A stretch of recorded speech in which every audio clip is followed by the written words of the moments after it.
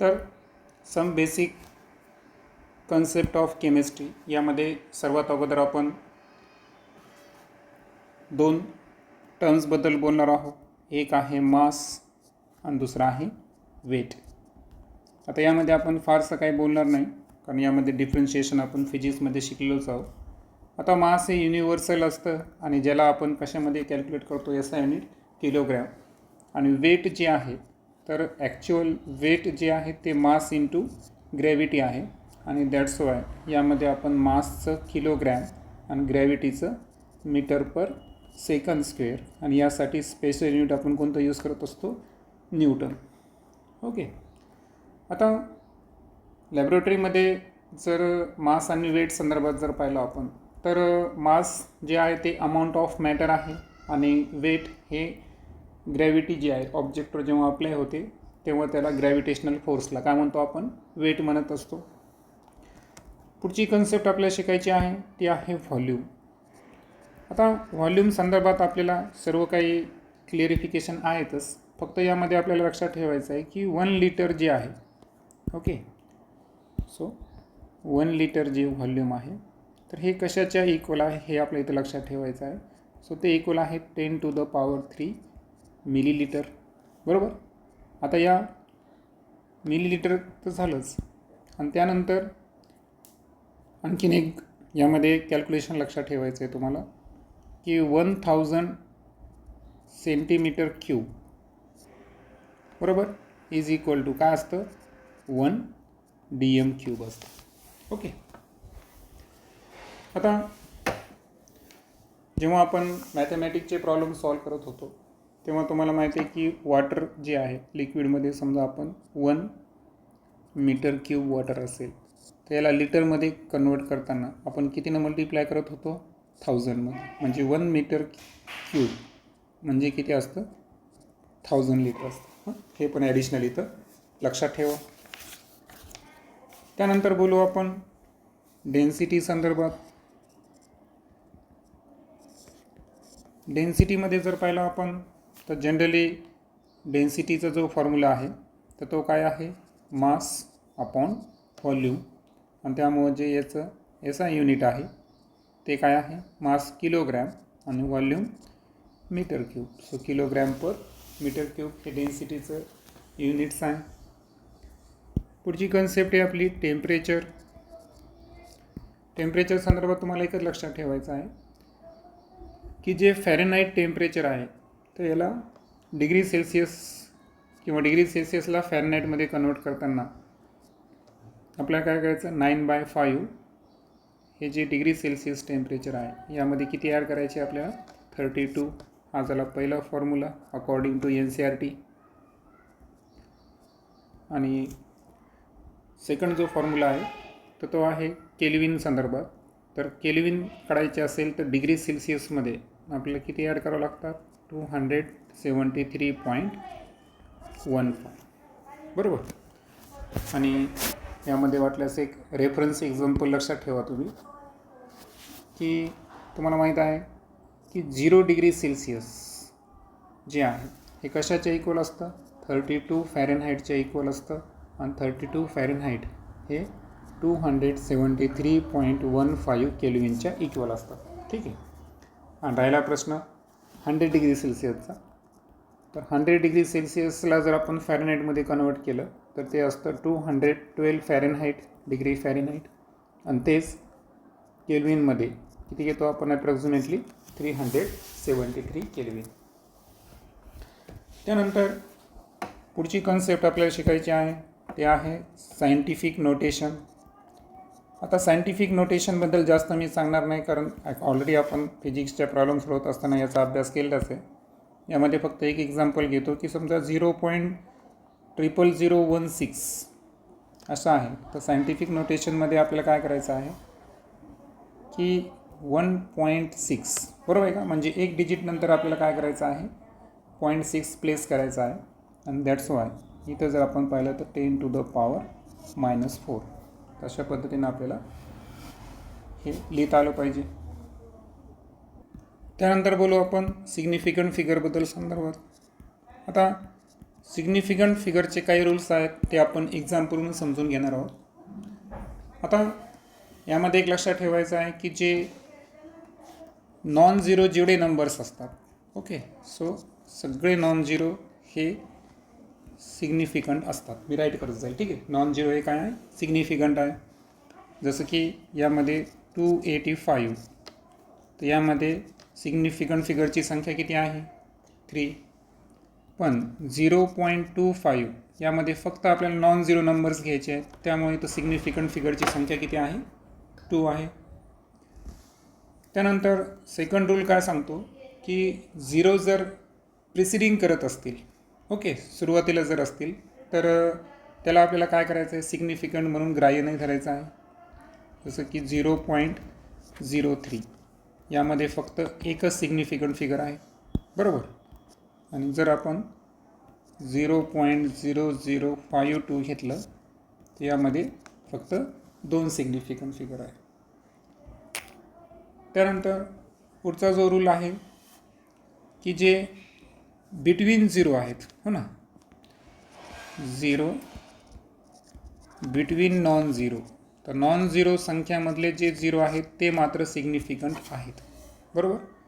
And that's why 2.005 या अंकामध्ये significant फिगरची संख्या किती आहे? 4 आहे. त्यानंतर झिरोचा एंडला असतील तर ते, okay, zero at the end or right number or significant, okay. पण मात्र ते कोणते पाहिजे या ठिकाणी? सिग्निफिकंट कोणते पाहिजे? डेसिमलच्या नंतर असतील. तर डेसिमलचे नसतील तर ते सिग्निफिकंट आहे का? नाही. म्हणजे जसं की आपण 100 घेतला तर यामध्ये सिग्निफिकंट फिगर किती आलं? 1 आला. मात्र जर आपण 100.0 घेतला तर मात्र हे अलीकडचे पलीकडचे सर्व सिग्निफिकंट आहे, म्हणून यामध्ये सिग्निफिकंट फिगरची संख्या किती झाली? 4 झाली. त्यानंतर पॉवर फॅक्टर स्वरूपात जर लिहिलं आपण याला, जसं की 1.0 × 10⁻², तर 10 टू द पॉवर सोडून द्या, डेसिमल नंतर आलेले, म्हणून यामध्ये सिग्निफिकंट फिगर किती आहेत? 2. आणि 1.00 × 10⁻² लिहिलं तर यामध्ये सिग्निफिकंट फिगरची संख्या किती आहे? 3. त्यानंतर आपण वस्तू मोजत असू, जसं की मी आता 2 बॉल्स किंवा इथं 20x, तर यामध्ये जेव्हाही ऑब्जेक्टला आपण काउंट करू तर अशा वेळेस काय करायचं या ठिकाणी की डेसिमल आहे आणि त्यानंतर इनफायनाईट झिरो आहे, आणि दॅट्स वाय यामध्ये जी सिग्निफिकंट फिगरची संख्या असेल ऑब्जेक्ट काउंट करताना ती कशी असेल? या ठिकाणी इनफायनाईट असेल. क्लिअर?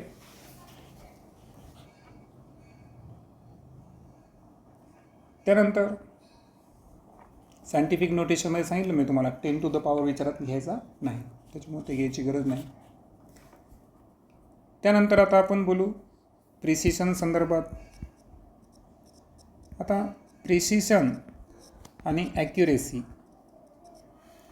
या संदर्भात एक लक्षात घ्या. समजा एक एक्सपेरिमेंट आहे, त्या एक्सपेरिमेंटमध्ये जी ट्रू व्हॅल्यू आहे, ओके, ट्रू व्हॅल्यू आहे आपल्याकडे 2.00 ग्राम, ही होती ट्रू व्हॅल्यू, बरोबर आहे का? आता याच्यामध्ये 3 स्टुडंट आहे समजा.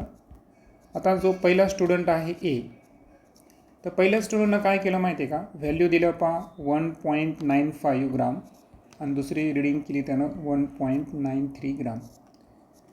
आता या केसमध्ये ह्या ज्या दोन्ही व्हॅल्यू आहेत हे 2 पासून खूप कमी आहेत आणि दूरचे आहेत. म्हणजे एकही रिडिंगनं 2ला क्रॉस केलं का? नाही, दोन्ही रिडिंग 2पेक्षा मच लेस आहे. आणि दॅट्स वाय अशा वेळेस ह्या ज्या व्हॅल्यूज आहेत तर याला आपल्याला काय सांगता येईल की ह्या व्हॅल्यूज प्रिसाईज आहे. काय आहे? प्रिसाईज आहे, मात्र नॉट ॲक्युरेट. काय शब्द वापरला? Precise but not accurate. त्यानंतर बी स्टुडंट होता. बी स्टुडंटनं काय केलं? 2 रिडिंग घेतल्या. एक आहे 1.94 ग्राम आणि दुसरी रिडिंग घेतली 2.05 ग्रॅम. आता या केसेसमध्ये ही जी व्हॅल्यूज त्याने काढल्या, तर हे जी ऑब्झर्वेशन आहेत 2 मेजरमेंटचे, तर याला आपल्याला काय करायचं आहे? म्हणजे 2 पासून दोन्ही खूप लॉंग झाले या ठिकाणी, बरोबर आहे का? दॅट्स वाय हे नायदर प्रिसियस आणि नॉर ॲक्युरेट या श्रेणीमध्ये आपल्याला घ्यायचं आहे.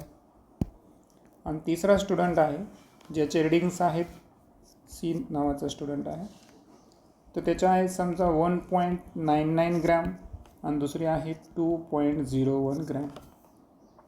आता ह्या ज्या दोन व्हॅल्यू आहेत त्या अगदी 2च्या जवळच्या आहेत, बरोबर? दॅट्स वाय ह्या ज्या व्हॅल्यू आहेत ह्या प्रिसिस पण आहे आणि ॲक्युरेटसुद्धा आहे.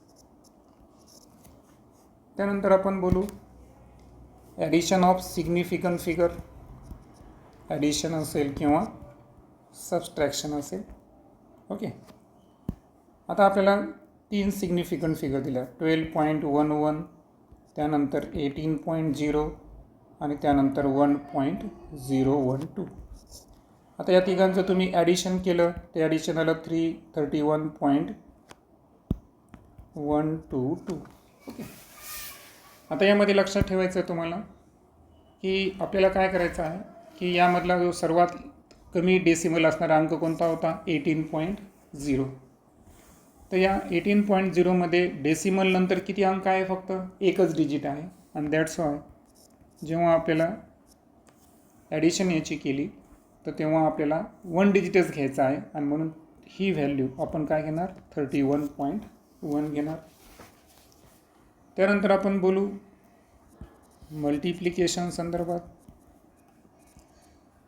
आता मल्टिप्लिकेशन म्हणा किंवा डिव्हिजन म्हणा, तर यामध्ये सपोज आपण 2.5 आणि 1.25 यांचं मल्टिप्लिकेशन केलं ते आलं 3.125. यामध्ये लक्षात घ्या की जे कमी डेसिबलवाला अंक होता तो कोणता? डेसिमलवाला कोणता होता? 2.5. त्यामध्ये एकच आहे आणि त्यामुळे याची व्हॅल्यू घेताना सुद्धा आपण किती घेणार या ठिकाणी? 3.1च घेणार सिग्निफिकंट फिगर. ओके, आता राहिला प्रश्न की राऊंडिंग ऑफ. ओके, पुढची कन्सेप्ट काय आपली? राऊंडेड ऑफची कन्सेप्ट आहे. सो राऊंडिंग ऑफ करताना काही रूल्स आहेत, ते रूल्स आपण समजून घेऊ. आता आपल्याकडे काही व्हॅल्यूज घेऊ आपण. एक व्हॅल्यू आहे 1.386, दुसरी व्हॅल्यू आहे 4.334, तिसरी व्हॅल्यू आहे 6.35 आणि चौथी व्हॅल्यू आहे 6.25. तर अशा 4 व्हॅल्यूज आहेत. या चारींना आपल्याला राऊंडेड ऑफ करायचं आहे.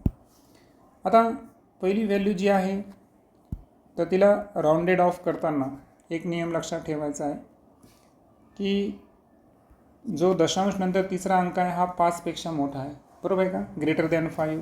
दॅट्स वाय प्रिसिडिंग अंक आपल्याला 1ने वाढवायचा, म्हणून त्याला व्हॅल्यू काय असेल? 1.39. सेकंड याच्यामध्ये तिसरा जो अंक आहे तो 5पेक्षा लेस आहे. दॅट्स वाय इथं आपल्याला काहीच करायची गरज नाही, उरलेले अंक ॲज इट इज लिहायचे. आता सेकंड प्लेसला जर 5 असेल तर अलीकडचा अंक जर ऑड असेल तर त्यामध्ये आपल्याला काय करायचं आहे? एक ॲड करायचा आहे, बरोबर का? मग 6.3 मध्ये 1 ॲड केला तर किती होईल? 6.4. पण 5च्या अगोदर इवन नंबर आहे तर इथं काहीच करायची गरज नाही, इथं आपण डायरेक्ट किती घ्यायचं? 6.2. तर हे झाला राऊंडिंग ऑफची नियम. त्यानंतर आपण बोलू लॉज ऑफ केमिकल कॉम्बिनेशन संदर्भात. यामध्ये पहिला जो नियम आपण शिकणार आहे तर तो आहे law of conservation of mass. आता कन्झर्वेशन ऑफ मास तुम्हाला स्टँडर्ड 9ला झालेला आहे. पहा की तुम्हाला माहिती आहे की हा जो नियम आहे तर अँटन लुईज, बरोबर?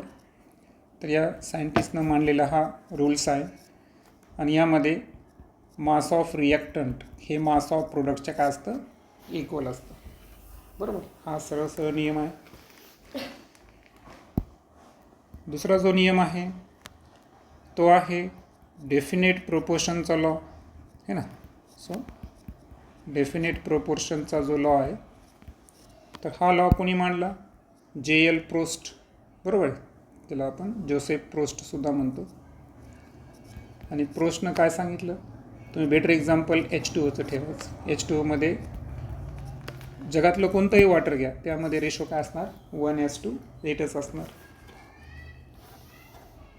तिसरा जो लॉ आहे तो आहे मल्टिपल प्रोपोर्शन संदर्भात. आता मल्टिपल प्रोपोर्शनचा अर्थ काय की यामध्ये आपण दोन एक्झाम्पल घेऊ, त्यामुळे तुमच्या लक्षात येईल की पहा, आपण जे हायड्रोजन आहे तर हे तुम्हाला माहीत आहे की ऑक्सिजन, हाफ ऑक्सिजनसोबत जेव्हा आपण ॲड करतो तेव्हा काय तयार होतं? या ठिकाणी वॉटर तयार होतं. आता आपल्याला माहिती आहे हायड्रोजन इथं 2 घेतलं म्हणजे किती ग्राम झाला? 2 ग्राम. डायटोमिकचं 32 असतं, पण हाफ घेतला म्हणजे किती झालं या ठिकाणी? 16 ग्राम. आणि सो वॉटर किती ग्राम झालं या ठिकाणी? 18 ग्राम. पण हेच हायड्रोजनची रिॲक्शन जर आपण डायटोमिक ऑक्सिजनसोबत केली तर या ठिकाणी तयार होतो हायड्रोजन पेरॉक्साईड. आता यामध्ये हा तर 2 ग्राम घेतला आपण, पण ऑक्सिजन किती घेतला? 32 ग्राम. तयार झालेला 34 ग्राम आहे. आता यामध्ये आपल्याला काय करायचं आहे की हायड्रोजनचं जे मास आहे ते आपण बदललं का? नाही. परंतु ऑक्सिजनचं मास मल्टिपल केलं. मल्टिपल करत असताना जर आपण याचा रेशो पाहिला 16:32, तर हा रेशो होल नंबर येतो 1:2. बरोबर. आणि हे जे मल्टिपल प्रोपोर्शन लॉ मांडणारे जे सायंटिस्ट होते डाल्टन, त्यांचं म्हणणं तेच आलं की जेव्हा 2 एलिमेंट्स कंबाईन होतात एका कंपाऊंडपेक्षा, ना, मोर दॅन 1 कंपाऊंड, म्हणजे 2 एलिमेंट्स एकत्र येऊन एकापेक्षा जास्त कंपाऊंड तयार करत असतील तर अशा वेळेस ते कंबाईन होताना फिक्स मासनं कंबाईन होतात आणि यावेळेस त्यांचा जो रेशो आहे तो स्मॉल होल नंबर असतो. आला तो रेशो होल नंबर. चौथा जो लॉ आहे तर तो आहे गे-ल्युसेक्स लॉ. आता हा जो गे-ल्युसेक्स लॉ आहे हा गॅसियस व्हॉल्यूम संदर्भात आहे आणि म्हणून हा जो लॉ आहे त्याला दुसरं नाव काय आहे? Law of definite proportion of by volume, है ना. डेफिनेट प्रोपोर्शन आपण मासचा लॉ पाहिला होता, हे व्हॉल्यूमचा लॉस असं आपण त्याला म्हणू शकतो. आता यामध्ये सुद्धा गे-ल्युसेकनं काय सांगितलं की जेव्हा गॅसेस कंबाईन होतात किंवा गॅसेसची निर्मिती होते तेव्हा ही जी ॲक्च्युअल हे जे व्हॉल्यूम्स आहेत ना हे सिम्पल रेशोमध्ये एकमेकामध्ये मिक्स होतात. ओके, सेम टेम्परेचर अँड प्रेशरला. जसं की एक्झाम्पल म्हणून त्यांनी काय सांगितलं होतं या ठिकाणी. आता गे-ल्युसेक्स स्वतः सायंटिस्ट आहेत, तर त्यांनी जेव्हा हायड्रोजन आणि ऑक्सिजन, ओके, यापासून जेव्हा वॉटरचं फॉर्मेशन केलं तर हे फॉर्मेशन करत असताना समजा हायड्रोजन गॅस हा घेतला 100 ml, त्यानंतर ऑक्सिजन घेतला 50 ml, तर तयार झालेलं जे वॉटर आहे ते किती होतं? 100 ml होतं. आता यामध्ये व्हॉल्यूम ऑफ हायड्रोजन आणि व्हॉल्यूम ऑफ ऑक्सिजन हा जर रेशो आपण काढला तर पहा किती होईल? 100/50 इज इक्वल टू 2/1. म्हणजे हा रेशो किती आला या ठिकाणी? 2:1 आला. आणि म्हणून सिम्पल रेशो बाय व्हॉल्यूममध्ये ते मिक्स होतात. हा गे-ल्युसेकचा लॉ आहे. शेवटचा लॉ पाहू आपण, ॲव्होगॅड्रोज लॉ.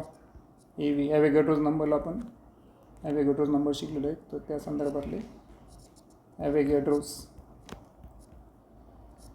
आता ॲव्होगॅड्रोज लॉबद्दल सांगायचं असेल तर त्यांनी काय प्रपोज केलं की त्यांचं म्हणणं होतं की सेम टेम्परेचर अँड प्रेशरला equal volume of all gases contain equal number of molecules. बरोबर. म्हणजे पहा, टेम्परेचर अँड प्रेशर असताना आपण 2 गॅस घेतले. एक गॅस आहे ए आणि दुसरा गॅस आहे बी. बरोबर. तर प्रेशर आणि टेम्परेचर हे दोन्ही ठिकाणी इक्वल आहेत. ओके, सॉरी म्हणजे P1 P2चे इक्वल आहे, T1 T2चे इक्वल आहे ना. दोन्ही गॅसेसचं प्रेशर आणि टेम्परेचर कसं आहे? सारखं आहे. तर अशा वेळेस त्यांचं म्हणणं आलं की व्हॉल्यूम ऑफ गॅस ए हा व्हॉल्यूम ऑफ गॅस बीच्या काय आहे या ठिकाणी इक्वल आहे. आणि यामध्ये हे व्हॉल्यूम जर इक्वल असतो, हे इक्वल जर असतील तर नंबर ऑफ मॉलिक्युल्स जे आहेत गॅसेसचे, number of molecules in A is equal to number of molecules in gas B. लक्षात आलं? म्हणजे दोन गॅसेसचा व्हॉल्यूम सारखा असेल तर त्यामध्ये प्रेझेंट असणाऱ्या नंबर ऑफ मॉलिक्युलची संख्यासुद्धा कशी असते, सारखी असते. यासाठी त्यांनी जे एक्झाम्पल दिलं, तर एक्झाम्पल काय दिलं त्यांनी की जेव्हा आपण हायड्रोजन संदर्भात जर पाहिलं तर हायड्रोजन जे आहे ना हे आपल्याला 2 व्हॉल्यूम घ्यावं लागतो पहा. ओके, सो हायड्रोजनची किती व्हॉल्यूम घ्यायचे आपल्याला, 2 व्हॉल्यूम घेतले. आणि त्यानंतर ऑक्सिजन जे आहे, ओके, या ऑक्सिजनचं किती घ्यायचं या ठिकाणी 1 व्हॉल्यूम घ्यायचा. तर अशा वेळेस यांच्यापासून जी वॉटर वेपर तयार होईल तर अशा वेळेस ही किती व्हॉल्यूम असेल या ठिकाणी 2 व्हॉल्यूम असेल. म्हणजे याचा अर्थ काय झाला की 2 व्हॉल्यूम हायड्रोजन आणि 1 व्हॉल्यूम ऑक्सिजन हे एकत्र येऊन 2 व्हॉल्यूमच या ठिकाणी H2O तयार करतात. म्हणजे याचा अर्थ काय झाला की नंबर ऑफ मॉलिक्युलची संख्या ही सेम व्हॉल्यूमला कशी असणार, सारखी असणार. फायनली पाहू आपण डाल्टन्स ॲटॉमिक थिअरी. आता ॲटॉमिक थिअरी काय सांगते पहा. ॲटॉमिक थिअरीचा पहिला पॉईंट काय सांगतो की ते जे मॅटर आहे तर हे मॅटर कशाचे बनलेले आहेत, तर इंडिव्हिजिबल म्हणजे ज्याचं आपण विभाजन करू शकत नाही, तुकडे करू शकत नाही, अशा ॲटमपासून मॅटर बनलेले असतात. त्यानंतर जे एका एलिमेंट समजा आपण गिवन एलिमेंट्स घेतला, एक एलिमेंट्स, तर या एलिमेंट्समध्ये असणारे सर्व ॲटम्स हे कसे असतात, आयडेंटिकल म्हणजे एकसारखे असतात. त्यानंतर एलिमेंट्सपासून जेव्हा कंपाऊंड तयार होतं तर कंपाऊंडमध्ये जे एलिमेंटचा रेशो असतो, हा रेशो कसा असतो या ठिकाणी फिक्स्ड असतो, जसं की वॉटरमध्ये H2SO1 त्या पद्धतीनं. त्यानंतर त्यांनी सांगितलं की केमिकल रिॲक्शनमध्ये ॲटमचं फक्त काय होतं, रिऑर्गनायझेशन होतं. म्हणजे याच्यामध्ये काही क्रिएट पण होत नाही आणि काही डिस्ट्रॉय पण होत नाही. त्यानंतरची कन्सेप्ट आहे आपली AMU, ॲटॉमिक मास युनिट. आता ॲटॉमिक मास युनिट म्हणजे काय माहिती का, आता सुरुवातीला रेफरन्स एलिमेंट कोण होता, हायड्रोजन, पण नंतर लक्षात आलं की ते चुकीचं आहे.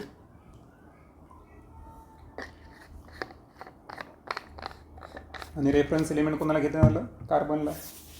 तर कार्बनचं किती मास घ्यायचा आपल्याला, 1/12 मास घ्यायचा. कोणाचं, कार्बन 12चं जर आपण 1/12 मास घेतला की ते काय असतं या ठिकाणी 1 AMU असतं. ओके, आणि यावरून 1 AMUची व्हॅल्यू लक्षात ठेवायची तुम्हाला 1.66 अप्रॉक्सिमेटली इंटू 10⁻⁻24 किलोग्रॅम. मग तुम्ही म्हणाल हायड्रोजन संदर्भात काय आहे.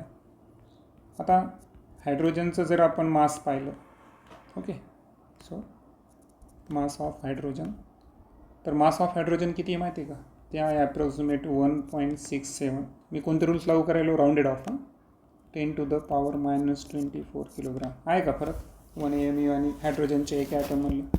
म्हणजे जर आपल्याला हायड्रोजनचं मास काढायचं असेल AMUच्या टर्ममध्ये, है ना, सो मास ऑफ H2 काय करावं लागेल बरं आपल्याला,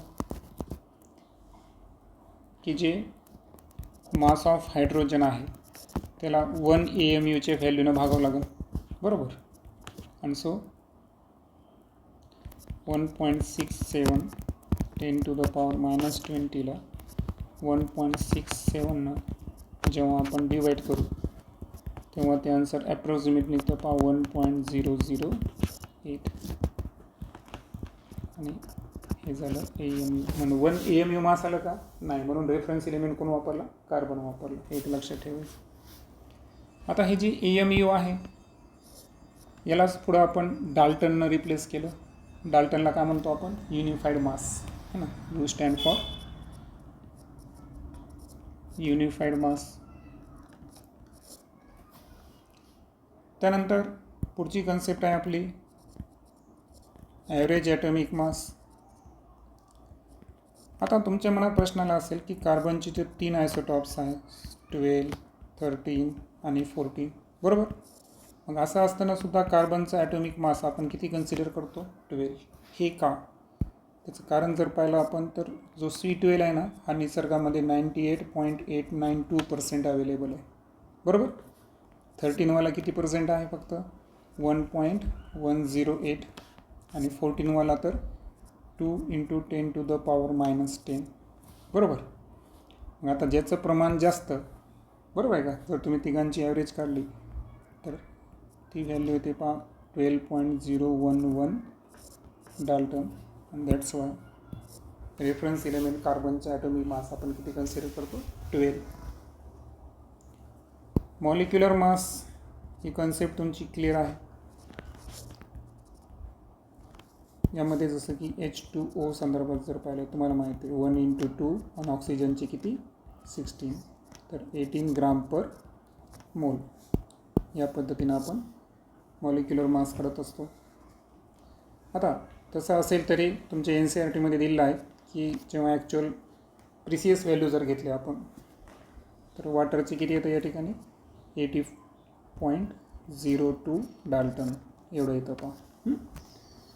उदाहरणार्थ तुम्हाला अजून CH4 पण दिलेलं आहे. आता CH4चं आपण 10वीच्या पद्धतीनं काढलं तर किती निघतं? ते 16 डाल्टन निघतं. पण ॲक्युरेसी कॅल्क्युलेशननं जर काढलं आपण तर ते किती निघतं या ठिकाणी? 16.043 डाल्टन. ओके. त्यानंतरची कन्सेप्ट आहे फॉर्म्युला मास. आता फॉर्म्युला मास कसं आहे माहिती आहे का की सोडियम क्लोराईड आहे. आता याचा डिस्क्रीट पार्टिकल म्हणजे एक सिंगल पार्टिकल आपण घेऊ शकतो का? नाही, कारण याच्यामध्ये जर पाहिलं आपण सोडियम क्लोराईडमध्ये तर एक सोडियमच्या बाजूला जर पाहिलं आपण तर 3 डायमेन्शनल स्ट्रक्चरमध्ये किती क्लोरीनचे ॲनायन प्रेझेंट आहेत?